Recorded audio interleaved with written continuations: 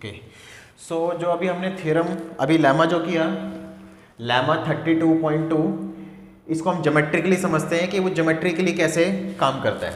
तो अभी हमने जो लेमा पढ़ा उसमें क्या था, if P is a subset of Q then LFP is less than equal to LFQ. So we are explaining geometrically how this comes. Suppose आपके पास एक फंक्शन है ये, this is your y is equal to fx and this is from a to b, a b, okay. और जो p partition है p, उसके अंदर हम कुछ पॉइंट्स ले लेते हैं, T0, T1, T2, T3, ठीक है, इतने ही लेते हैं सिर्फ। सो क्योंकि हमें सिर्फ समझना है तो ज़्यादा पॉइंट लेके हौच पौची होगा, कोई फ़ायदा नहीं होगा। So this is your T0, T1, T2, T3, और एक पार्टीशन और लेते हैं जिसमें एक पॉइंट बढ़ा देते हैं, कुछ भी बढ़ा दो, कहीं पर भी, चॉइस इज योर। तो मैं एक पॉइंट बढ़ा देता हूँ यहाँ पर, T1 डैश कर देता हूँ, T1, T2, T3। तो पहले P वाला एरिया समझते हैं, उसके बाद डील करेंगे। तो आपका जो LFP होता है, वो LFP क्या होता है, T0 से T1 इंटरवल में फंक्शन की इनफिमम वैल्यू। तो T0 से T1 में फंक्शन क्या है, दिस टू दिस, ओके। अभी मैंने इंक्रीजिंग फंक्शन लिया है समझने के लिए, ये जिगजैग भी हो सकता है। तो मिनिमम वैल्यू ये प्रोवाइड करेगा, this one is your minimum value, okay. So minimum के इसके लिए हम कुछ नाम रख देते हैं, दिस इज माई M1। तो M1 मल्टीप्लाई में length of the interval T1 minus T0। तो अगर आप इसको ज्योमेट्रिकली देखें तो क्या आ गया, M1 क्या है, ये लेंथ, T1 माइनस T0 क्या है, ये लेंथ। तो if I draw a rectangle here, so what is this one, area of rectangle, suppose this is my R1, correct. Next चलते हैं, T1, T2, इस इंटरवल में फंक्शन ये है, इनफिमम वैल्यू ऑफ दिस। तो अभी फिलहाल मेरी ये वैल्यू आ रही है, suppose this length is M2, small m2, and the length is T2 minus T1। तो अगर आप इसको ज्योमेट्रिकली रिलेट करें तो क्या होगा, area of this rectangle, length into breadth, कैसे भी ले लें, लेंथ इंटू ब्रेथ प्रोडक्ट ही आएगा, plus M3 and T3 minus T1। तो वो यहां पे बनेगा rectangle, this is your R3। So LFP में ये वैल्यूज आ रही हैं, दिस वन। और एक्चुअल एरिया कितना होना चाहिए, देखो ये हमने रीमान इंटीग्रेशन में का जो ये कंसेप्ट है, ये एरिया का कंसेप्ट है। ये एरिया का कंसेप्ट आपने 12th स्टैंडर्ड में भी पढ़ा है ना, लिमिट एज ए सम नाम से एक टॉपिक होता है ना, उसी में। तो अगर हम एक्चुअल एरिया की बात करें, एक्चुअल इंटीग्रेशन की, इस फंक्शन की A टू B, तो क्या निकल के आता है, A to B f dx is area, कौन सा एरिया, अगर आप इसका नाम रख दें तो ABCD, सो ABCDA, ये जो क्लोज कर्व में जो एरिया बनता है वो एरिया आता है। तो अभी ये वाला एरिया आपके पास नहीं है इसमें, करेक्ट, बट जो एक्चुअल इंटीग्रेशन है उसमें ये पूरा होना चाहिए। ये तीनों रेक्टेंगल और ये ऊपर जो ट्रायंगल टाइप की शेप्स दिख रही हैं, ट्रायंगल तो नहीं है क्योंकि वो कर्व है, बट रफली स्पीकिंग ये जो ट्रायंगल टाइप की शेप दिख रही है, ये पूरा मिला के जो है वो आपका इंटीग्रल बनता है, जो कि LFP में नहीं है।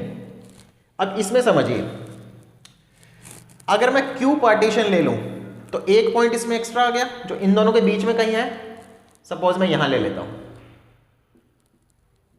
इसमें मैं ज्यादा पिक्चराइजेशन में चेंज नहीं करूंगा, तो आप समझिएगा क्या चेंज हो रहा है, सिर्फ चेंज समझिएगा। तो अगर मैं एक पॉइंट एक्स्ट्रा ले लूं तो ऐसे आ जाएगा ये, तो ये वाला रेक्टेंगल तो ऐसे आएगा, लेकिन जो इस इंटरवल में T1 डैश T1 में ये वाला पोर्शन एक इंटरवल का बन जाएगा। तो आपका जो ये है ये एक्स्ट्रा कवर हो गया। ये जो ऊपर वाला व्हाइट रेक्टेंगल है ये इस पोर्शन में नहीं था, वो उसमें इंक्रीज हो गया। बहुत सिंपल सी बात है, कोई ज्यादा पॉइंट लेंगे तो ऑब्वियसली और ज्यादा इंक्रीज होता जाएगा। फिलहाल मैंने एक के लिए समझाया क्योंकि ज्योमेट्री सिर्फ समझनी है आपको, अंडरस्टैंडिंग बढ़ानी है। तो इसी कंसेप्ट से ये रिजल्ट है, मतलब इसी रिजल्ट का ज्योमेट्रिकल इंटरप्रिटेशन है ये। LFP less than equal to LFQ। लग रहा है ना आपको, अगर पार्टीशन बढ़ा दें तो जो लोअर सम है वो बढ़ जाएगा। अगर मैं अब Q का लोअर सम लिखूं तो उसमें ये वाला पोर्शन एक्स्ट्रा आएगा, इसका मतलब ज्यादा वैल्यू हो जाएगी। तो यहां से हम ज्योमेट्रिकली बहुत आसानी से देख सकते हैं कि LFP less than equal to LFQ होता है।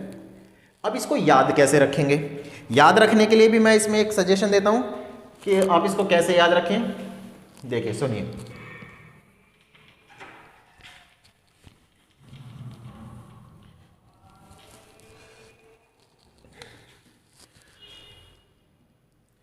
सपोज एक्चुअल एरिया आपका इतना है, सपोज एक्चुअल एरिया 10 है, 10 square unit.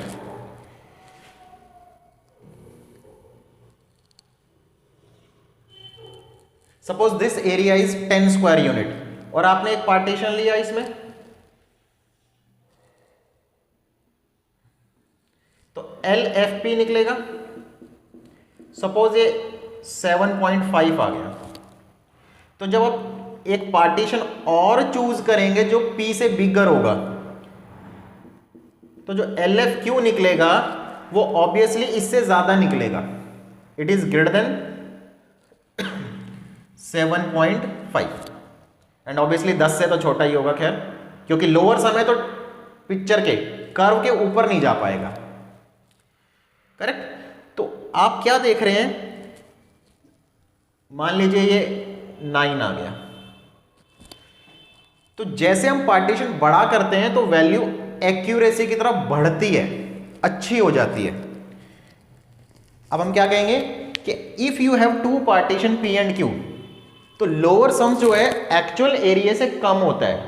Please note my sentence, lower sum actual area से हमेशा कम होता है, लेकिन जैसे जैसे पार्टीशन के अंदर पॉइंट्स बढ़ाते जाएंगे एरिया थोड़ा थोड़ा बढ़ता जाएगा। एक्चुअल एरिया से तब भी कम ही रहेगा, बट जितना पार्टीशन में पॉइंट्स इंक्रीज करते जाएंगे एक्चुअल एरिया LFP जो है थोड़ा थोड़ा एक्चुअल एरिया की तरफ इंक्रीज होता जाएगा। मतलब 10 पे अप्रोच करेगा फ्रॉम लेफ्ट हैंड साइड, 7.5, 9 और पॉइंट बढ़ा देंगे क्यों में 9.5, 9.8 लाइक दैट।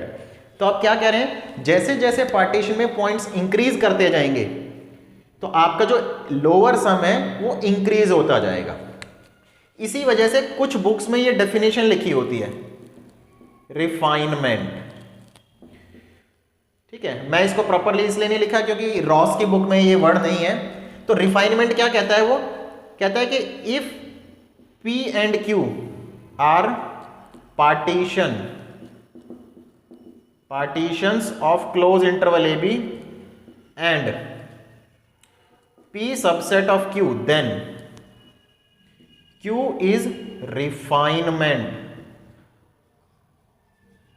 of P। ये रिफाइनमेंट की डेफिनेशन आपको देखने को मिलेगी कई बुक्स में। इस Q का नाम रिफाइनमेंट क्यों रखा, क्योंकि भाई एक्चुअल एरिया 10 है, लोअर सम P के करस्पॉन्डिंग 7.5 है और इसका 9 है, जैसा कि मैंने यहां एज्यूम किया हुआ है। तो आप देख रहे हैं कि जो एरर है, देखो इसमें एरर कितनी है 2.5 की, और इसके साथ इसकी एरर कितनी है 1 की। तो एरर डिक्रीज हो रही है। तो जैसे जैसे पार्टीशंस को बढ़ाते जाएंगे, बड़ा करते जाएंगे, एरर डिक्रीज होती जाएगी। तो एरर डिक्रीज हो रही है तो ये अच्छा सोल्यूशन दे रहा है कंपैरेटिवली। अच्छा देने का मतलब ये रिफाइनमेंट, रिफाइनमेंट मतलब रिफाइन करना, साफ करना। So that's why this name as refinement of P. मतलब इस पार्टीशन के करस्पॉन्डिंग ये वाला पार्टीशन ज्यादा बेटर, ज्यादा अच्छी वैल्यू दे रहा है, मतलब इसमें कम एरर है कंपैरेटिव टू पी। तो जिसमें कम एरर है वो रिफाइन वैल्यू दे रहा है, रिफाइनमेंट इसलिए उसका नाम रखा गया है। तो ये लोअर सम की बात हो गई कि पार्टीशन बढ़ाते जाएंगे तो लोअर सम इंक्रीज होता जाएगा, and every lower sum is less then और इक्वल टू एक्चुअल एरिया। अब इसी चीज को हम अपर सम में समझते हैं।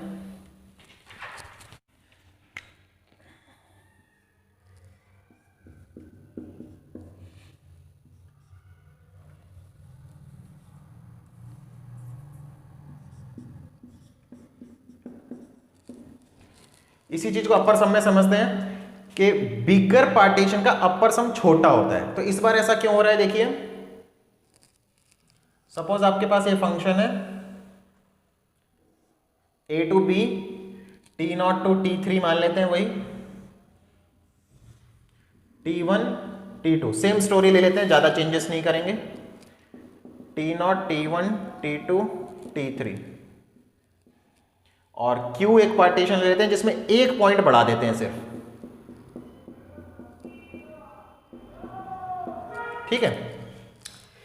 तो अब यू एफ पी निकालते हैं। पहले एक नोट है इसमें, आप पिक्चराइज में देखिएगा, U F P is greater than और इक्वल टू एक्चुअल एरिया। हमेशा एक्चुअल एरिया से upper sum for any partition,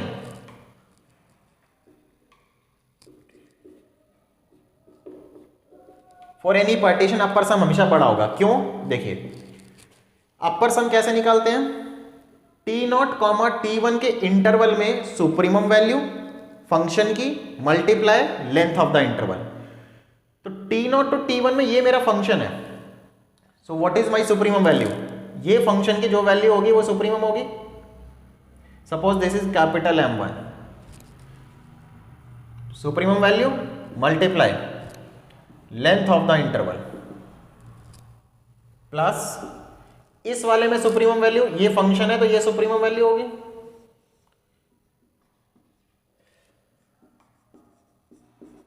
sorry t0,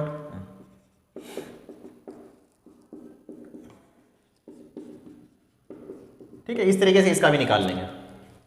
अब इसको ज्योमेट्रिकली समझे तो M1 मतलब ये लंबाई, ये मतलब ये लंबाई। तो अगर मैं यहां पे रेक्टेंगल ड्रॉ कर दूं, सॉरी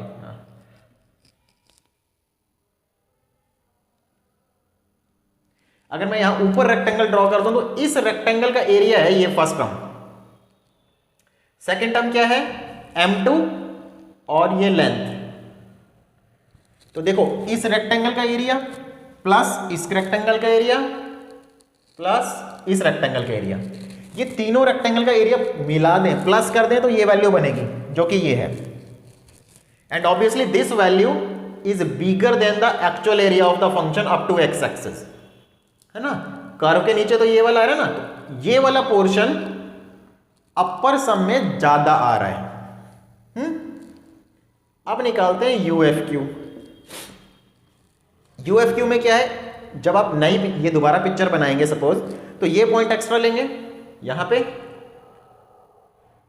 तो ये पार्टीशन एक ऐसे एक लाइन और खड़ी होगी, t0 t1 t2 t3 this one. तो इस फंक्शन में जब सुप्रीमम लेंगे तो ये आएगा, तो ये पोर्शन आ गया, और इस डोमेन में लेंगे तो यही आएगा। Please try to understand my statement कि जब आपने ये इंटरवल लिया तो आपका ये रेक्टेंगल आ रहा है, और जब ये वाला लिया तो ये ऊपर तक आ रहा है, तो ये पोर्शन रिमूव हो गया। ये LFP में तो आ रहा था, सॉरी UFP में तो आ रहा था, लेकिन UFQ में ये हट गया। तो इसका मतलब क्या हुआ, मैंने एक ही का लिया है, बाकी सपोज सेम है। तो जब मैंने पार्टीशन बड़ा किया तो UFP की वैल्यू छोटी हो गई, यहां पे भी छोटा ही लिखा है देखो, क्योंकि जब मैंने पार्टीशन बढ़ाया तो ये पोर्शन कवर नहीं हो रहा, ये निकल जा रहा है, ठीक है। लेकिन यूएफपी वाले पार्टीशन में ये पूरा रेक्टेंगल आ रहा था, तो ये पोर्शन एक्स्ट्रा है पी पार्टीशन के करस्पॉन्डिंग अपर सम में, लेकिन ये वाला पोर्शन इसमें नहीं है क्यू वाले में, तो ये छोटी वैल्यू हुई। अब ये छोटी है तो इसको याद कैसे करें? जैसा कि हमने कहा है कि अपर सम हमेशा एक्चुअल वैल्यू से ज्यादा होगा, और जैसे जैसे पार्टीशन को बड़ा करेंगे वैल्यू अच्छी आएगी। तो अगर सपोज आपका जो एक्चुअल एरिया है वो 10 है, ठीक है, और यूएफपी के करस्पॉन्डिंग और यूएफक्यू के करस्पॉन्डिंग क्या डिफरेंस होगा? सपोज इसका वैल्यू 12 होगी, इसकी वैल्यू 11 होगी, क्योंकि ये बड़ा है और ये एक्चुअल एरिया से हमेशा ज्यादा आएगा। तो देखो एक्चुअल एरिया 10 है, पी पार्टीशन के करस्पॉन्डिंग अपर सम 12 है, क्यू पार्टीशन के करस्पॉन्डिंग अपर सम 11 है। तो इसमें एरर ज्यादा है, इसमें एरर ज्यादा है, इसमें एरर कम है, क्योंकि अपर सम हमेशा ऊपर होता है, और जब एक्यूरेसी बढ़ेगी तो एरिया कम होते हुए, पास होते हुए रेक्टेंगल, ये ऊपर के जो पोर्शन है ये नीचे होते जाएंगे। तो हम क्या कह रहे हैं कि जैसे जैसे पार्टीशन को बड़ा करते जाएंगे वैल्यू एक्यूरेट होती जाती है। अगर आपके पास बहुत सारे पार्टीशन है तो आप लोअर सम निकालेंगे अलग अलग में, तो बिगर पार्टीशन में लोअर सम भी एक्यूरेट होगा, अपर सम भी एक्यूरेट होगा, मतलब दोनों ही एक्यूरेसी की तरफ बढ़ेंगे। अब एक्यूरेसी का मतलब कैसे क्या है कि भाई लोअर सम, आपको यह समझना होगा कि लोअर सम हमेशा लेस होता है इंटीग्रल वैल्यू से, और अपर सम हमेशा ज्यादा होता है, अपर सम हमेशा ज्यादा होता है। और हम कह रहे हैं जैसे जैसे पार्टीशन को बड़ा करेंगे एक्यूरेसी बढ़ेगी। इसका मतलब क्या हुआ? ये वैल्यू और इंक्रीज होगी इसकी तरफ, और ये वैल्यू डिक्रीज होके इसके पास जाएगी। नहीं समझ आया? देखो ये वैल्यू छोटी है इससे, तो जब एक्यूरेट होगी, मान लो ये 5 है, ये 10 है, ये 15 है, अब पार्टीशन बड़ा करने से वैल्यू एक्यूरेट होती है, एक्यूरेसी बढ़ती है, एरर कम होती है। तो ये एक्यूरेट होने का मतलब क्या है कि धीरे धीरे बढ़ेगी और 10 के पास जाएगी। It means when you increase the partition lower sum increase, और इस केस में क्योंकि ये बहुत ज्यादा है और एरर ज्यादा है, और हम कह रहे हैं पार्टीशन बड़ा करने से एरर कम होती है, तो when you increase the partition upper sum decrease, वो 15 से कम होना शुरू कर देगा, 14, 13, 12, 10 के पास जाएगा, 10 को कभी भी क्रॉस नहीं कर पाएगा। तो ये ज्योमेट्रिकल है इसका। तो आप थोड़ा इसको इस तरीके से याद रखें कि अगर दो पार्टीशन है, कभी भी दो पार्टीशन है, तो बड़ा पार्टीशन हमेशा एक्यूरेसी की तरफ अप्रोच करता है। अब एक्यूरेसी की तरफ अप्रोच करने का मतलब क्या है? आपको हमेशा ध्यान रखना है कि लोअर सम छोटा होता है तो वो और बड़ा होगा, अपर सम पहले से बड़ा होता है तो वो और छोटा होगा। तो ये जो मैंने लास्ट में स्टेटमेंट बोली, आप इसको याद रखेंगे तो आपको लेमा 32.2 की स्टेटमेंट हमेशा याद रहेगी। ओके, तो नेक्स्ट देखते हैं। नेक्स्ट लेमा देखिए क्या है, करेंगे अब 32.3। क्या स्टेटमेंट है? If f is bounded function in close interval A B and if p and q are partition of close interval A B. Please ध्यान दें, यहां पर p और q एनी पार्टीशन है, कोई सबसेट रिलेशन नहीं है। कभी आप पिछली थ्योरम से इसको कंपेयर करें। So p and q are any partition of A B, then you have to show lower sum is always less than equal to upper sum. Layman language में बात करें तो क्या कहना चाह रहा है वो कि find lower sum corresponding to any partition and upper sum corresponding to any partition, always lower sum is smaller than और इक्वल टू अपर सम। बहुत स्मॉल सा ही प्रूफ है इसका। लेट कुछ भी नाम रखते हैं, P star is equal to P union Q। So clearly P star is partition of close interval A B and P is subset of P star, Q is subset of P star. Okay, P star union है P और Q का, तो P star का subset होगा, Q P star का subset होगा, correct. अब हम लेमा लगाते हैं, लेमा नंबर 2 जो इससे पहले हमने किया था। तो आप ध्यान देंगे तो यहां पर जो हमें प्रूफ करना है, लोअर सम में P पार्टीशन का यूज करना है, Q में अपर का। ऐसा क्यों कह रहा हूं मैं, क्योंकि इसके लिए अपर का भी इक्वेशन है आपके पास, लोअर का भी, जो आपने लेमा 32.2 में पढ़ा है, तो 2 है, तो मुझे 2 की जरूरत नहीं है फिलहाल यहां। सो दिस इंप्लाइज L, देखो अब याद करो कि मैंने क्या बोला था, बड़ा पार्टीशन हमेशा रिफाइन वैल्यू देता है, याद रखना है। मैं डायरेक्ट भी लिख सकता हूं, बट आप इसको सीखने की कोशिश करें। Bigger partition always give refine value, bigger partition always give refine value. और ये एक्चुअल एरिया है, लोअर सम हमेशा इससे नीचे रहता है, ये लोअर सम है, तो बड़ा पार्टीशन रिफाइन करेगा। रिफाइन करेगा मतलब क्या है, ये थोड़ी सी वैल्यू ऊंची हो जाएगी, इसका मतलब है इसका जो लोअर सम है वो बिगर होगा। तो L F P less than equal to L F P star, and इसमें मुझे अपर का चाहिए, तो इसी तरीके से ये उल्टा हो जाएगा कि U F P star is less than equal to U F Q, correct. यही बताया था ना मैंने, आपका ये एक फंक्शन है, ये एक्चुअल एरिया है, और जो अपर सम होता है वो इससे ज्यादा वैल्यू देता है, ये पूरा मिलके अपर सम होगा। और हम कह रहे हैं कि बिगर पार्टीशन हमेशा रिफाइन वैल्यू देता है, दोनों के केस में, अपर हो चाहे lower, bigger partition always give refine value. तो ये बहुत ऊंचा है, तो इसमें एरर ज्यादा है। तो रिफाइन का मतलब है कि ये एक्चुअल एरिया के पास आएगा, थोड़ा सा, थोड़ा नीचे हो जाएगा, तो कम हो जाएगा आंसर। कम हो गया ना, बड़े पार्टीशन का आंसर कम हो गया। तो इसमें हम क्या देख रहे हैं कि आपके पास इस टाइप के 2 इक्वेशन आ रहे हैं, इन दोनों को आप कंबाइंड कर दो, L F P, L F P star, ठीक है। और ये क्या है, यू एफ पी स्टार, ये तो हमेशा होता ही होता है, यू एफ पी स्टार, ठीक है, always true. Why it is always true, क्योंकि पार्टीशन सेम है, फंक्शन सेम है। लोअर सम में इन्फीमम यूज होता है, अपर सम में सुप्रीमम यूज होता है, that's why. And this is less than equal to U F Q. So middle inequality हटा दें, मिडिल टर्म हटा दें, तो you have this, okay. So L F P less than equal to U F Q, done. So this theorem is complete. Now the next theorem is 32.4. If f is bounded function, then this happens. Lower integral value is always less than equal to upper integral value. तो इसी के lemma से ही हो जाएगी ये।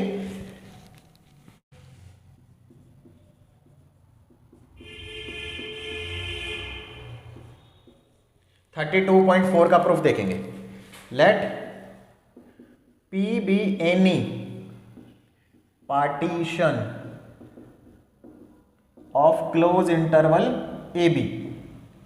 So this implies by this lemma कि जो इसका LFP होगा वो less than equal to UFQ होगा for all partition Q of closed interval AB by 32.3। Exam में नंबर ना लिखें आप, एग्जाम में तो स्टेटमेंट ही लिखेंगे, ओके। तो इस तरीके से हो गया। इस लाइन का मतलब समझे, जो फर्स्ट लाइन है, इसका मतलब है arbitrary but fixed partition. P is arbitrary partition but fix ना हो, क्योंकि आपने एक बार P नाम से पार्टीशन ले लिया, ओके। अब ये देखो किस टाइप की फीलिंग आ रही है, ये स्टेटमेंट, ये चीजें, बट ये आपको लग रहा है कि एक कांस्टेंट नंबर है for all x belong to some set. This expression up to here look like this, कि ये एक कांस्टेंट नंबर है और ये x आर्बिट्री नंबर है फॉर सम सेट।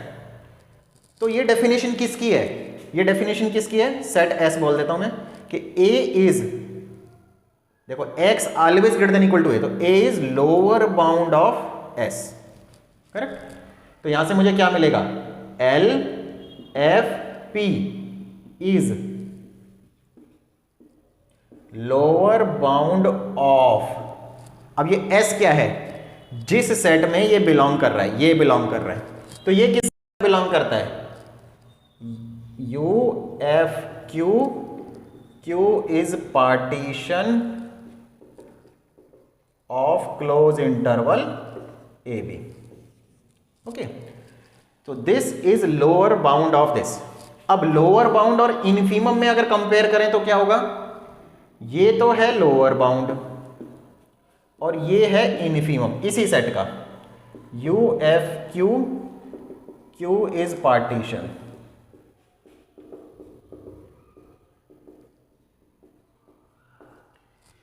तो आप अपनी डेफिनेशन रिकॉल करो लोअर बाउंड और इनफीमम में।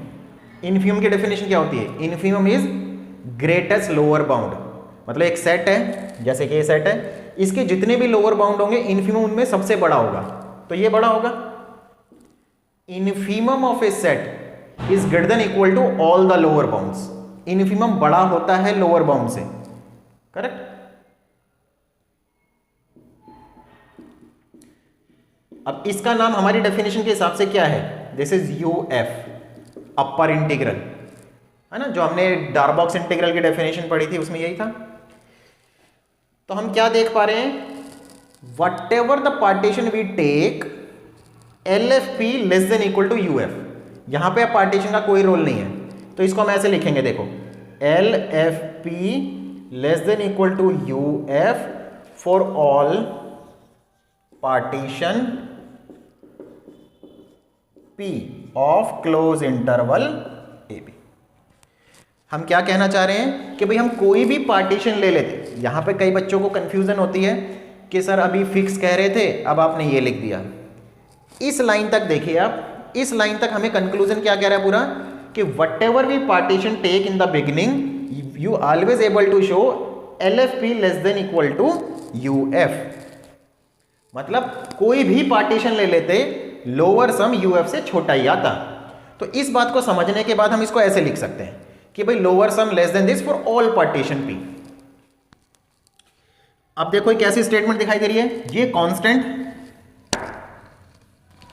यहां पे कांस्टेंट, यहां पे variable for all X belonging to a set S, ये वेरिएबल ये कांस्टेंट, इस टाइप की लुक दिख रही है। तो ये किसकी डेफिनेशन है कि k जो है अपर बाउंड है एस सेट का, UF is upper bound, UF is upper bound of किस सेट का, जिसमें लोअर सम होते हैं, upper bound of S. S क्या चीज है, जहां पे एक्स बिलोंग करता है, तो ये आपका एक्स है, तो L F P for all P, पूरा सेंटेंस लिखना है या थोड़ा स्पेस नहीं है, फॉर ऑल पार्टीशन पी। ये अपर बाउंड है और ये सेट है, तो अपर बाउंड और सेट के सुप्रीमम में अगर कंपेयर करें तो क्या मिलता है हमें,